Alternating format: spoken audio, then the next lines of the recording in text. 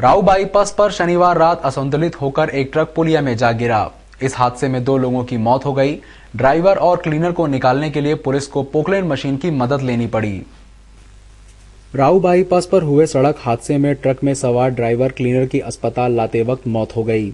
दोनों की पहचान इकबाल पिता सिराजुद्दीन और ममनुद्दीन पिता इब्राहिम के रूप में हुई।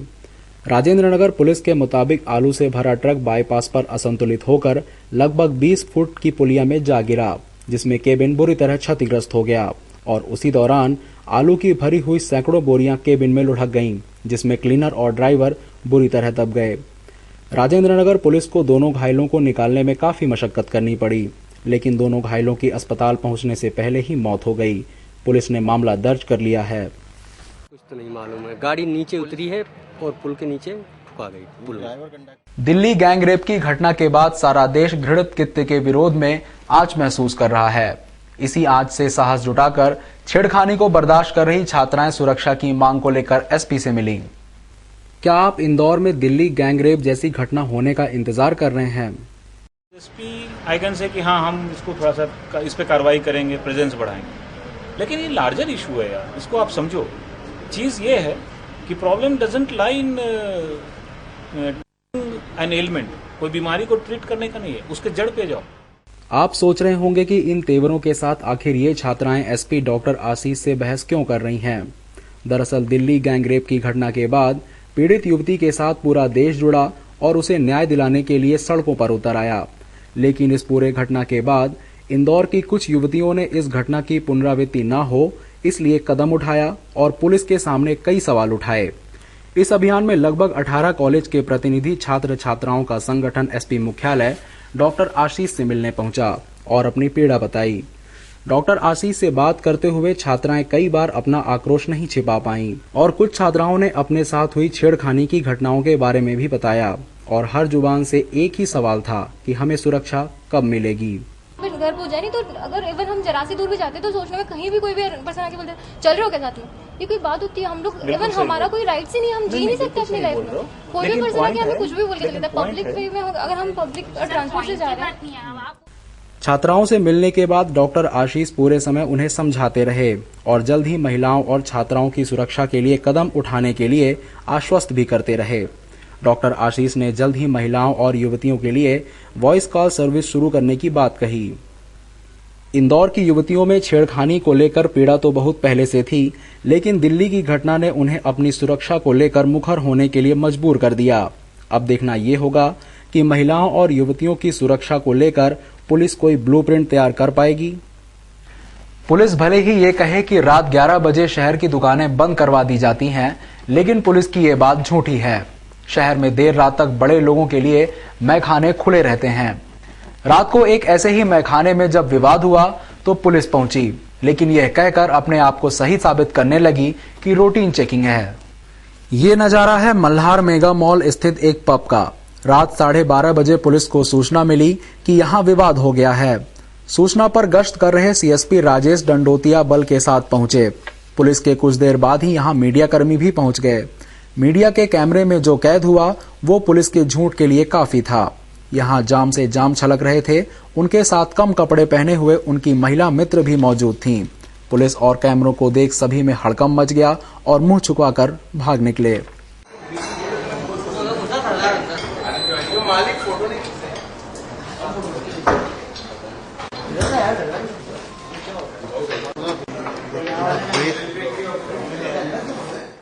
पुलिस जब यहाँ पहुंची तब तक विवाद करने वाले लोग भाग चुके थे।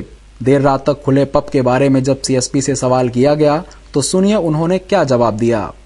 चूंकि ये रूटीन है और ये लगातार चेकिंग चल रही है अभी, चूंकि 25 क्रिसमस को भी देखते हुए और न्यू ईयर को भी देखते हुए लगातार जो कुछ पब्स हैं, कुछ होटल्स हैं जो लगातार नाइट में भी इस तरीके से लेट नाइट तक चलते हैं, तो मैं जो प्रयास किया जा रहा है कि न्यू ईयर को और क्रिसमस को देखते हुए तो उन पर मतलब समय से उनको बंद कराया जाए। और इसके अलावा चूंकि कल इलेक्शन भी है, इलेक्शन को भी देखते हुए पर्याप्त अच्छी व्यवस्था लगाई गई है और फिक्स विकेट्स भी लगाए गए हैं और पॉइंट्स भी लगाए गए हैं और लगातार अभी चूंकि रात्रि में 4 व्हीलर 2 व्हीलर्स की चेकिंग भी की जाए। आने वाले त्योहारों के मद्देनजर रूटीन चेकिंग करने की बात सीएसपी महोदय ने की और पुलिस के झूठे दावों को सच साबित करने की कोशिश की।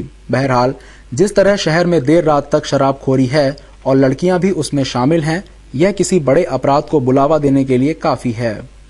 कर्जा उतारने के लिए 3 छात्रों ने सट्टे का रास्ता अपनाया। पुलिस ने मुखबिर की सूचना के आधार पर तीनों को हिरासत में लिया और लाखों का सट्टा हिसाब, टीवी और मोबाइल जब्त किया। मामला हीरानगर थाना क्षेत्र का है। पुलिस को शनिवार को सूचना मिली थी कि लवकुश आवास विहार में कुछ सटोरिये सट्टा उतार रहे हैं। सूचना पर पुलिस ने वहां दबिश दी तो मोहित, प्रतीक और प्रवीण क्रिकेट का सट्टा उतारते मिले। पुलिस ने तीनों को गिरफ्तार कर उनसे लाखों का सट्टा हिसाब, 4 मोबाइल और एक टीवी सेट जब्त किया है।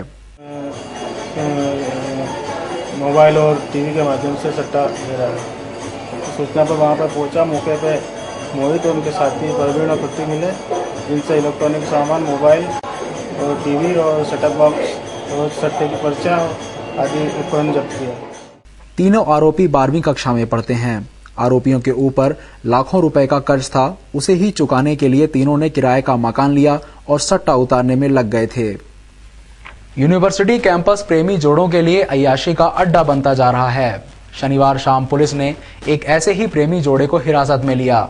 हालांकि पुलिस ने मामले में कोई कार्रवाई नहीं की। भंवरकुआं पुलिस को शनिवार शाम सूचना मिली थी कि यूनिवर्सिटी कैंपस में एक युवक और युवती एक कार में संदिग्ध हालत में मौजूद हैं। सूचना पर पुलिस ने वहां दबिश दी और भंवरकुआं क्षेत्र के ही विशाल नामक युवक को एक युवती के साथ पकड़ा। पुलिस दोनों को लेकर थाने आई और पूछताछ की तो पता चला दोनों में लंबे समय से प्रेम प्रसंग चल रहा है। दोनों के बीच हाल ही में मनमुटाव हो गया था, इसलिए दोनों बात करने के लिए यूनिवर्सिटी आए थे। यहाँ भी दोनों के बीच तकरार हुई और बाद में भावनाओं में बहकर दोनों ने एक दूसरे को गले लगा लिया। दोनों को इसी हालत में किसी ने देख लिया तो पुलिस को सूचना दे दी। थाने पर पुलिस ने दोनों के परिजनों को बुलाया। यहाँ दोनों किसी तरह की शिकायत एक दूसरे से नहीं की। बाद में पुलिस ने उन्हें छोड़ दिया। मामले में अब छात्र नेता आंदोलन और यूनिवर्सिटी प्रशासन युवक युवती पर कार्रवाई करने की तैयारी में है।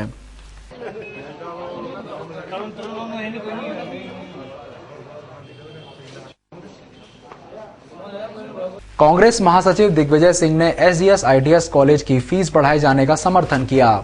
दिग्गी ने यहां एल्यूमनाई मीट में हिस्सा लिया और शिक्षकों के हित के लिए फीस वृद्धि की बात कही। कॉलेज में शनिवार को 1987 बैच के विद्यार्थियों की एल्यूमनाई मीट का आयोजन किया गया था। इस मीट में कॉलेज के पूर्व छात्र दिग्विजय सिंह मुख्य अतिथि के रूप में शामिल हुए। मंच से अपनी बात कहते हुए दिग्गी ने कॉलेज जमाने की बातें बताईं। उनके मुताबिक उनके सीनियर्स ने उनकी रैगिंग नहीं की। साथ ही उन्होंने बताया कि छात्र संघ चुनाव में उन्होंने कभी भी वोट नहीं डाला। दिग्गी ने ऑटोनॉमस कॉलेज के प्रोफेसर्स की वेतन की परेशानी के बारे में बात करते हुए राज्य सरकार को सुझाव दिया कि वो कॉलेज की गवर्निंग बॉडी को स्वतंत्र निर्णय लेने की पात्रता दें। दिग्गी ने कहा कि अगर नए विद्यार्थियों की फीस बढ़ा दी जाती है तो कॉलेज की समस्या का हल हो जाएगा। सीनियर्स ने केवल मेरा नाम और पता पूछा, किसी ने मुझे परेशान नहीं किया। मैं दावे के साथ इस बात को कह सकता हूं। इनमें नेता बनने के पूरे गुण थे, लेकिन वो नेता नहीं बने और एक ऐसा आदमी नेता बन गया यहाँ का छात्र जो कॉलेज इलेक्शंस में वोट डालने भी नहीं जाता था। लेकिन हम माननीय मंत्री जी से इतना ही अनुरोध करेंगे कि आपके मध्य प्रदेश खजाने से हमको पैसा नहीं चाहिए। आप हमको अपनी गवर्निंग इतना अधिकार दे दीजिए कि हमारी गवर्निंग बॉडी छात्रों में क्या फीस ली जाए उसका निर्णय हम लोग करें, सरकार ना करे। इससे हमारा बहुत कुछ। कार्यक्रम में सुमित्रा महाजन के अलावा प्रदेश के स्वास्थ्य राज्य मंत्री महेंद्र हार्डिया भी मौजूद थे। भाजपा के पूर्व प्रदेश अध्यक्ष प्रभात झा रविवार को भोपाल से इंदौर एक कार्यक्रम में शिरकत करने बस से आए। उनका जगह जगह स्वागत किया गया। पद से उतरने के बाद नेता की सुविधा आम आदमी की तरह हो जाती है। सरकार की सारी सुविधा छीनने के बाद रविवार की सुबह भाजपा के पूर्व पार्षद अध्यक्ष प्रभात झा समारोह में शिरकत करने के लिए बस से सरवटे बस स्टैंड आए, जहां कार्यकर्ताओं ने उनका स्वागत किया। इस बारे में उनका कहना था कि मुझे अपने कार्यकाल में कार्यकर्ताओं से 12 गाड़ियां मिली थीं, लेकिन पद छोड़ने के साथ ही मैंने सभी वाहन पार्टी कार्यालय में जमा कर दिए और आम आदमी की तरह बस से इंदौर पहुंचा। रास्ते में मेरा जमकर स्वागत किया गया। उनके विधानसभा में लेट से दिवाली सम्मेलन हो रहा पहले से ही तय था और अब मैं अध्यक्ष नहीं हूं, तो पार्टी की गाड़ी का उपयोग मैं नैतिकता के आधार पर कभी नहीं करता। जब से मैं अध्यक्ष हूं नहीं करता हूं। एक, और अपने पास कोई गाड़ी घोड़ा है नहीं, और कार्यकर्ता को 5 बजे सुबह तंग करो ये अच्छा लगता नहीं है। इसलिए सामान्य, और बस में नागरिक ही चलते हैं, हजारों लोग चलते हैं। मैंने कौन सा अनोखा काम कर दिया, चल दिया? ये आपके लिए खबर है, मेरे लिए कोई खबर नहीं। नाराजगी का कोई नया सवाल ही नहीं है, सवाल ही किससे नाराज? यही तो दिक्कत है। चलो नहीं चलो, ये सामान्य बातें हैं, इसमें कहीं से भी। देखिए, हमारा एक उद्देश्य है पार्टी के कार्य को निरंतर बढ़ाना, शिवराज जी के नेतृत्व में 2013 में सरकार बनाना, इसका सिवा कोई नहीं। बस में चलें, तांगे में चलें, ये कोई मायने नहीं रखता। दिल्ली में हुई गैंग रेप की घटना पर कांग्रेस महासचिव दिग्विजय सिंह ने कहा कि बिना इजाजत यदि राष्ट्रपति भवन में जनता घुसे तो क्या किया जाए, लोगों को कानून हाथ में नहीं लेना चाहिए। उन्होंने लोगों से शांति की अपील की। सिंह ने कहा कि ऐसे मामलों को फास्ट ट्रैक कोर्ट में चलाते हुए जल्द से जल्द फैसले सुनाए जाने चाहिए। इंदौर विमानतल पर पहुंचे कांग्रेस महासचिव दिग्विजय सिंह ने कहा कि गैंग रेप की घटना की जितनी निंदा की जाए कम है। इस घटना के सभी आरोपियों को पकड़ा जा चुका है। अब जल्द से जल्द अदालत इस पर कठोर फैसला सुनाए। सिंह ने आंदोलनकारियों से शांति की अपील करते हुए कहा कि लोग कानून हाथ में ना लें, सरकार और कानून अपना काम कर रहे हैं, नियम से कार्यवाही की जा रही है। श्री सिंह ने दिल्ली में हुए लाठीचार्ज पर कहा कि बिना इजाजत राष्ट्रपति भवन में कोई घुसे तो क्या किया जाए। सभी से शांति की अपील करते हुए कहा कि आरोपियों को कठोर से कठोर सजा दिलवाई जाना चाहिए। घटना हुई है, मैं समझता हूँ कोई सोच भी नहीं सकता। और घटना की तत्काल बाद स्वयं सोनिया जी लड़की के परिवार से मिले, गृह मंत्री जी को निर्देश दिया कि तत्काल इसमें कार्रवाई करें। उसमें सारे लोग पकड़े गए हैं। अब यही है कि अदालत को जल्दी जल्दी उन्हें सजा देनी चाहिए और कठोर से कठोर सजा देनी चाहिए। सभी आंदोलनकारियों को हम यही निवेदन करेंगे कि आखिर सरकार कानून और नियम से चलती है। जो भी खिलाफ कार्रवाई हो सकती है की जा रही है और की जाएगी। लेकिन शांतिपूर्ण प्रोटेस्ट शांतिपूर्ण प्रोटेस्ट अगर राष्ट्रपति भवन में बिना इजाजत के घुस जाए क्या किया जाए? सिंह ने कहा कि जुडिशरी में भी इस तरह के मामलों में जल्द से जल्द फास्ट ट्रैक कोर्ट चलाकर फैसले सुनाए जाएं। साथ ही राइट टू अपील को लेकर कहा कि राइट टू अपील में फैसले के बाद दूसरी अपील एक निर्णय के बाद फिर अपील के बारे में भी विचार किया जाना चाहिए। उसमें फास्ट ट्रैक कोर्ट ऐसे घटनाओं के लिए करना चाहिए और राइट टू अपील भी खत्म होना चाहिए। अब एक फैसला हो गया, उसके बाद अपील हो गई, उसका फैसला हो गया, उसकी अपील हो गई। ये 3-3, 4-4 अपील का जो विधि व्यवस्था है, इस पर भी सोचना चाहिए। दिल्ली की मुख्यमंत्री के इस्तीफे की मांग के सवाल पर सिंह ने कहा कि दिल्ली की कानून व्यवस्था मुख्यमंत्री के हाथ में नहीं, बल्कि पुलिस कमिश्नर, गवर्नर और गृह मंत्री के हाथ में है। मुख्यमंत्री के हाथ में कानून व्यवस्था नहीं है। इस बात को समझ लेना चाहिए कि शीला दीक्षित कानून व्यवस्था की जिम्मेदारी उनकी नहीं है। जैसा मध्य प्रदेश में कानून व्यवस्था मुख्यमंत्री की जिम्मेदारी है, राज्य सरकार की जिम्मेदारी है, दिल्ली की कानून व्यवस्था जो है पुलिस कमिश्नर और लेफ्टिनेंट गवर्नर के हाथ में है, केंद्र के होम मिनिस्टर के हाथ में है, दिल्ली के चीफ मिनिस्टर के हाथ में नहीं है। दिल्ली रेप जैसी घटना इंदौर में न हो, इसके लिए एक स्कूल में धार्मिक अनुष्ठान किया गया। स्कूल प्रबंधन ने यहां यज्ञ करवाया और भगवान से बुराई से बचाने की कामना की। दिल्ली में हुए रेप कांड ने पूरे देश को हिलाकर रख दिया है। हर कोई अपने अपने तरीके से कह रहा है कि इस तरह के अपराध कैसे रुकें। विजयनगर स्थित सिक्का स्कूल में इसके लिए महाचंडी यज्ञ का आयोजन किया गया। 2 दिवसीय इस आयोजन की शुरुआत शनिवार को हुई। कॉलेज के अध्यक्ष के मुताबिक इस विशेष अनुष्ठान के लिए मुंबई के प्रकांड पंडित को उन्होंने आमंत्रित किया है। अभी दिल्ली में जो भी हुआ है, ऐसी चीज इंदौर में ऐसा घटना नहीं घटे। जो भी अत्याचार है उनके खिलाफ सख्त एक्शन होना चाहिए और उनको जो है सबसे कड़ी सजा मिलना चाहिए। ये वो भी जल्दी से जल्दी मिलना चाहिए। इस चीज को टालते हुए करेंगे ना, बहुत सारे अपराध होते रहेंगे। इन अपराधों को दूर करने के लिए ऐसे अपराध इंदौर में नहीं घटे, ये सब सोच के हमने यह आयोजन। हर साल की तरह इस वर्ष भी रविवार को युद्ध में शहीद हुए सैनिकों को याद करते हुए पूर्व सैनिक सेवा परिषद और नगर निगम ने संयुक्त रूप से गांधी हॉल में विजय दिवस मनाकर शहीदों को श्रद्धा सुमन अर्पित किए। 23 दिसंबर को पूर्व सैनिक सेवा परिषद विजय दिवस मनाता आ रहा है। इस वर्ष उसमें निगम ने भागीदारी की और गांधी हॉल में एक समारोह आयोजित किया, जिसमें महापौर कृष्ण मुरारी मोघे, शिक्षा समिति के प्रभारी गोपाल मालू के अलावा सेवानिवृत्त सैन्य अधिकारी SC वर्मा और मनोज बर्मन शरीक हुए।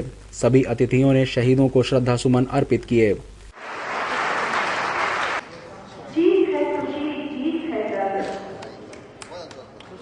महापौर ने अपने संबोधन में कहा, मैं उन बलिदानों हुए सैनिकों को अपनी ओर से, इंदौर शहर की ओर से उनके श्री चरणों में अपनी विनम्र श्रद्धांजलि अर्पित करता हूं। शायद लोग शहीद हुए और अभी मेरे पूर्व वक्ताओं ने राष्ट्रभक्ति, देश, इस सब की चर्चा है। जिस समय भगवान राम ने लंका को जीत लिया और वहां से वो अयोध्या के लिए वापस आए, तो कुछ लोगों ने कहा कि सोने की लंका है, इसको छोड़कर आप अयोध्या क्यों जाना चाहते, यहां राज्य करना चाहते। भगवान राम ने कहा, जननी जन्म भूमिश्च स्वर्गादपि गणेश